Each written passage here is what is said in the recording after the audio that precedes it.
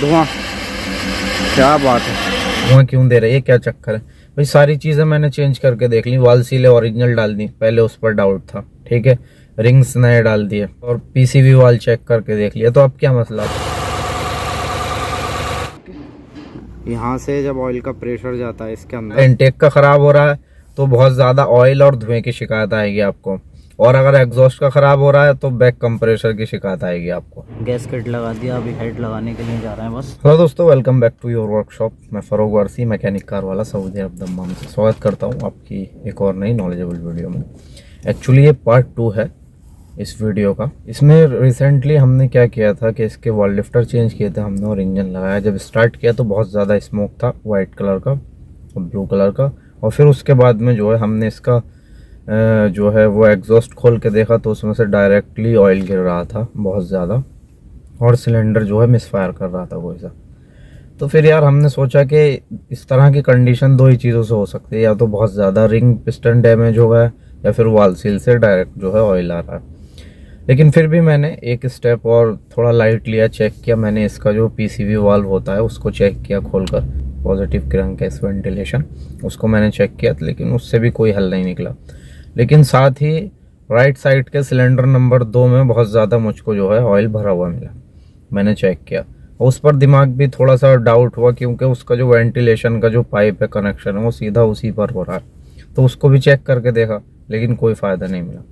फिर मैंने हेड उतारा, इसका हेड उतारा तो सारी चीज़ें सही थी, कोई पिस्टन क्रैक नहीं थी, कोई रिंग पर से नहीं आ रहा था, लेकिन मिसफायर हो रहा था और जो है इतना बहुत ज़्यादा ऑयल जो है टपक रहा था उसके अंदर से, जैसे कि आपने देखा होगा। फिर मैंने क्या किया कि मैंने इसको इंजन को बाहर निकाला और इसमें रिंग्स डाले, चेक किया, सिलेंडर सही था यार, स्लीव्स वगैरह सही थी, पिस्टन सही थी, लेकिन फिर भी दिल के सुकून के लिए नए रिंग लगा दिए। अब फिर स्टार्ट करते हैं तो फिर सेम प्रॉब्लम यार, दिमाग ख़राब हो गया भाई, क्या करें, क्योंकि हेड तो पिछली बार नए कराए थे, नई वाल सीलें लगवाई थी उसमें, ठीक है, जब उसका वाल लिफ्टर चेंज किया था। अब दूसरी बार रिंग भी डाल दिए तो अब ऑयल आने का मतलब ही नहीं बनता कहाँ से आ रहा है। और यही 2-3 चीज़ें होती हैं बस, जो स्मोक वगैरह की या ऑयलिंग वगैरह की, या तो सबसे अगर आप लाइट चेक करें तो पीसीबी वाल्व होता है, उसके बाद में वॉल सील्स होती हैं, उसके बाद में रिंग्स होते हैं, पिस्टन होते हैं या स्लीव्स होती है अगर वो कट गई तो। लेकिन सारी चीज़ें सही थी तो फिर भी ऑयल आना बंद नहीं हो रहा था। तो बहुत ज़्यादा दिमाग ख़राब हो यार, पता नहीं क्यों ऐसा हो रहा है। और इधर वाले से आ रहा था, राइट वाले से। तो फिर और ज़्यादा चेक किया होगा, चलो ऑयल को बाद में देखेंगे। ये देखेंगे कि पहले इंजन सीधा चलता है, फिर थोड़े टाइम के बाद में सिलेंडर मिसफायर करना शुरू कर देता है, ऐसा क्यों। तो उसमें जब हमने चेक किया तो उसमें हमें पता चला कि इसका वॉल लिफ्टर जो है वो गड़बड़ कर रहा है। हालांकि नए वॉल लिफ्टर डाले हैं 16 के 16 मैंने, लेकिन ये जीएम में बहुत बड़ी परेशानी है। जो लोग काम करते हैं वो जानते हैं इसको बखूबी कि इसके जो हाइड्रोलिक वॉल लिफ्टर होते हैं बहुत ज़्यादा परेशान करते हैं। तो मैंने इसको चेक किया तो इसका राइट साइड का जो है दूसरे सिलेंडर का जो है वॉल लिफ्टर काम नहीं कर रहा था।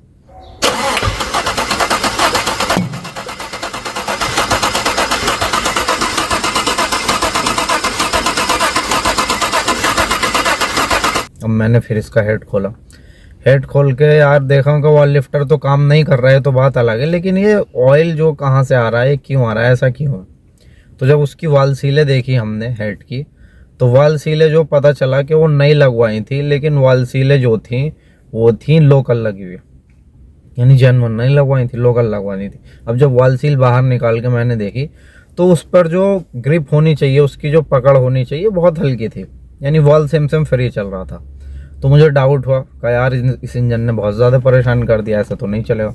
तो मैंने उस हेड के साथ में फिर दूसरा लेफ़्ट साइड का भी हेड खोला और दोनों को भेज दिया मखराता, और ओरिजिनल जेन्युइन जीएम की वाल सीलें लगवाई, जीएम की ओरिजिनल वाल सील लगवाई। ये वाला वाल लिफ्टर चेंज किया जो गड़बड़ कर रहा था, लगा के गाड़ी भेज दी। अब गाड़ी हो गई सही। अब 1-2 दिन सही चली गाड़ी, फिर से कस्टमर की कॉल आती, ये देखो पार्ट 3 अब शुरू होता है यहाँ से कि भाई गाड़ी में जो है मिसफायर है बहुत ज़्यादा और जो है धुआं दे रही। तो पहले जो है राइट साइड से इसमें धुआं स्मोक आ रहा था, अभी लेफ़्ट साइड से जो है देखो ऑयल आ रहा है और धुआं आ रहा है इसमें, और इंजन में तफतफा है बहुत ज़्यादा इसके। स्पार्क प्लग उसने खोल के देखा, दूसरी वर्कशॉप में खुलवाया, उनका गाड़ी ले आता अब यहाँ को। अब मुझे मालूम है कि इसके अंदर क्या बुखार है, अब मुझे पता चल गया कि धुआं क्यों दे रही है, क्या चक्कर है भाई। सारी चीज़ें मैंने चेंज करके देख ली, वाल सीलें ओरिजिनल डाल दी, पहले उस पर डाउट था, ठीक है, रिंग्स नए डाल दिए और पीसीबी वाल चेक करके देख लिया। तो अब क्या मसला, तो अब मेरे दिमाग में जो एक बात ही आई कि ये वाल लिफ्टर की वजह से हो रहा है। गाड़ी आई, मैंने चेक किया कि आपके जो है वो लेफ़्ट साइड से स्मोक आ रहा है निकल के। पहले राइट से आ रहा था, अब लेफ्ट साइड से आ रहा है और लेफ्ट साइड का जो है सिलेंडर मिस फायर कर रहा है, सिलेंडर नंबर 1। तो देखा तो उसका वाल लिफ्टर जो है वो काम नहीं कर रहा है। इनटेक वाला जो है हाइड्रोलिक वाल लिफ्टर वो प्रॉपर काम नहीं कर रहा, वो बंद रख रहा है, वाल को खुलने ही नहीं दे रहा।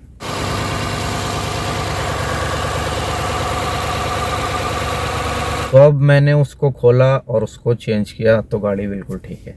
अब आप सोच रहे होंगे कि भाई इतना सब कुछ हो गया, लेकिन वाल लिफ्टर के बंद होने से ऑयल का, इंजन ऑयल का आने का क्या सवाल है एग्जॉस्ट मैनिफोल्ड में? तो भाई उसी का सवाल है और उसी का फड्डा है। वही चीज़ हमें शुरू से जो है परेशान कर रही थी। अब वो कैसे, मैं आपको बताता हूँ। अब आप सोच रहे होंगे कि यार सिलेंडर एक्टिवेशन और डीएक्टिवेशन जब होता है तो वाल लिफ्टर जो है वो बंद करते हैं वाल को, और इसने भी बंद किया। तो क्या वाल को बंद करने से इंजन में ऑयल आएगा, ऑयल उठाना शुरू कर देगा इंजन? क्या ऐसा कुछ होगा? तो मैं बताता हूँ आपकी बात, आपकी सोच और मेरी सोच बिल्कुल सही है कि जब सिलेंडर डीएक्टिवेट होता है तो वाल बंद हो जाते हैं।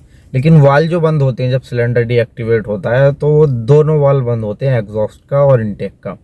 लेकिन यहाँ पर क्या हो रहा था कि यहाँ पे सिर्फ इनटेक का वाल बंद हो रहा था। इनटेक के वाल बंद होने की वजह से जो है ये ऑयल आ रहा था। वो कैसे, मैं आपको बताता हूँ, एक्सप्लेन करता हूँ आपको। जब इनटेक का वाल बंद होगा, पिस्टन नीचे जाएगी तो उसको एयर चाहिए, तो वैक्यूम कहाँ से करेगी? वाल तो बंद है। अगर वाल खुला हुआ होगा तो कर लेती इनटेक मैनिफोल्ड में से। लेकिन क्या किया उसने, जब नीचे पिस्टन गई तो उसने नीचे से ऑयल रिंग से और यहाँ से जो है ऊपर ऑयल उठा लिया, वहाँ से वैक्यूम किया और फिर उसको जब कंप्रेस किया, जो पावर स्ट्रोक होता है, और उसके बाद जो वाल खुल गया। कौन सा? एग्जॉस्ट का।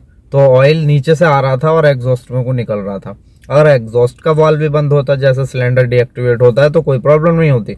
फिर तो नीचे जाता, वो वैक्यूम करता थोड़ा बहुत, ऊपर लाता, वाल खुलता नहीं, तो फिर से वापस वहीं चला जाता। ये कंडीशन रहती। लेकिन यहाँ पे क्या हुआ, यहाँ पर एग्जॉस्ट का खुल रहा था और इनटेक का नहीं खुल रहा था। तो इनटेक का जब नीचे जाता था वो फर्स्ट स्ट्रोक, तो क्या था कि वो नीचे से ऑयल खींच लेता था और ऊपर को फेंकता रहता था सारा। अब इसमें क्या है कि ये जो है इनटेक का ख़राब हो रहा था। अगर एग्जॉस्ट का ख़राब होता तो फिर सिलेंडर में बैक कंप्रेशर दिखाता इंजन में।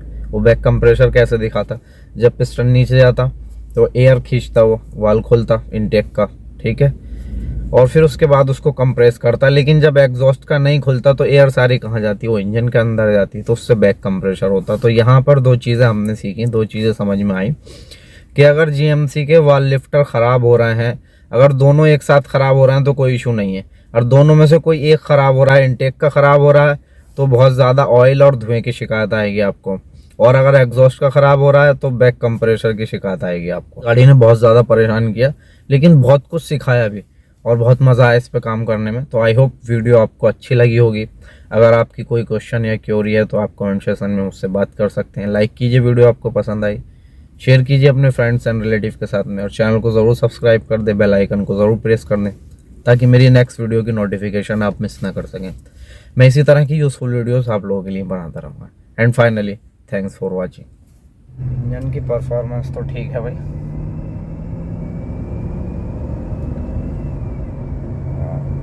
एकदम मस्त चल रहा है इंजन, ज़बरदस्त है। तो ये है भाई फाइनल लुक आफ्टर टेस्टिंग। गाड़ी हम टेस्ट करके आ गए हैं और ये है अभी हमारी गाड़ी फाइनल, जो कि हम कस्टमर को डिलीवर करने वाले हैं। ये देखिए, कैसी लगी आपको वीडियो कमेंट करके ज़रूर बताइए। वीडियो अच्छी लगी तो लाइक कीजिए, शेयर कीजिए अपने फ्रेंड्स एंड रिलेटिव के साथ में।